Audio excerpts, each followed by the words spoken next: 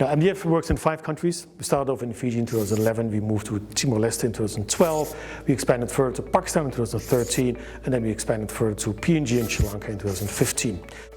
In every country we work in different sectors. The choice of sectors is not driven by some kind of MDF design. It's driven by an analysis of the economy, because we want to work in sectors that have growth potential. Growth potential that's relevant for poverty reduction. In Fiji, we have been involved in many first-of-their-kind innovations. For example, helping a company making concrete to diversify into producing affordable local agricultural lime, which is very important for maintaining soil fertility. In Timor-Leste, we have helped businesses invest in a first-of-its-kind rice mill, a first-of-its-kind salt refinery to produce iodized salt, and most recently, a first-of-its-kind food testing laboratory in the country. In Pakistan, we have helped apricot and date processors in remote borderlands to invest in the quality needed so that their product can be exported. And also, for instance, we have invested in setting up first-of-the-kind factories to produce components for the leather industry. In Sri Lanka, for instance, we have invested in a complete supply chain to grow prawn in unutilized local water bodies so that these prawns then can be exported and sold into the local tourism market. And in PNG, a good example is investing in logistics to connect remote fishing areas to the markets in the capital.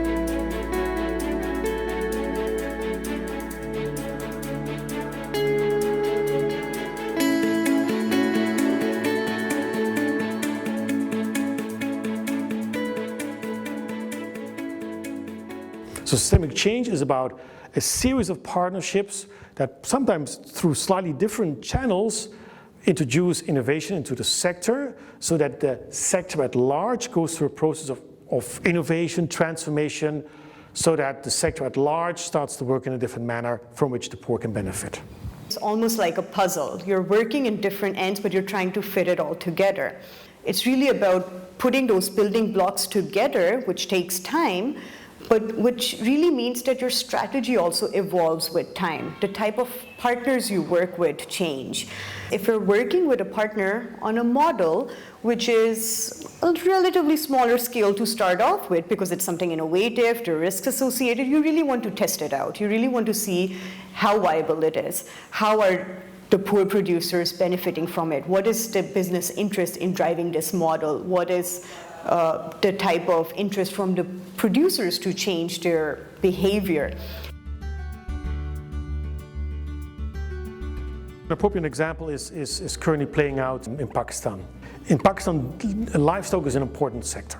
Millions of farmers with lots of animals. Pakistan is also a country with a long drought period. And what you see is that during a dry period, animals literally can't find enough nutritious fodder. There are solutions to these kind of problems. One solution is called silage, where basically you harvest particular types of nutritious fodder in a particular way. You can store it, and that helps you get through that particular dry period.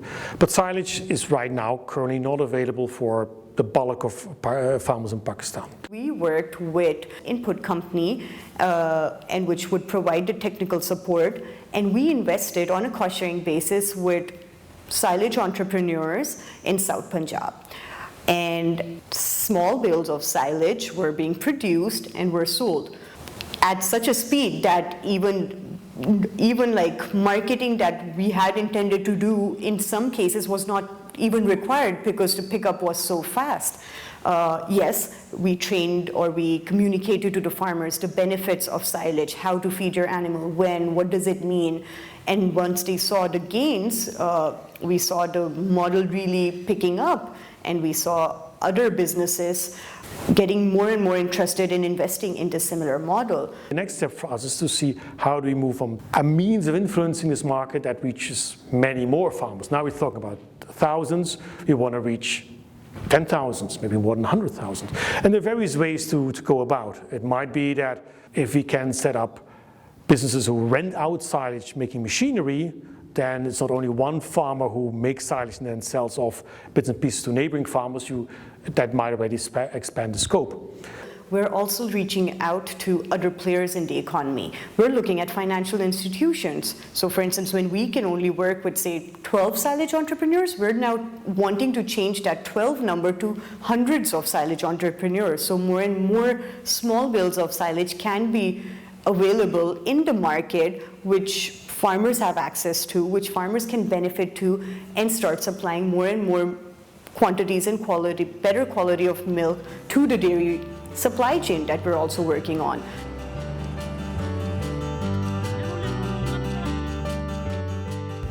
Systemic change is ultimately nothing more that it's not only one partnership that carries innovation that reaches the poor, but a range of partnerships that allows that innovation not to be accessible to a small number of the poor, but to, well, the poor in the sector.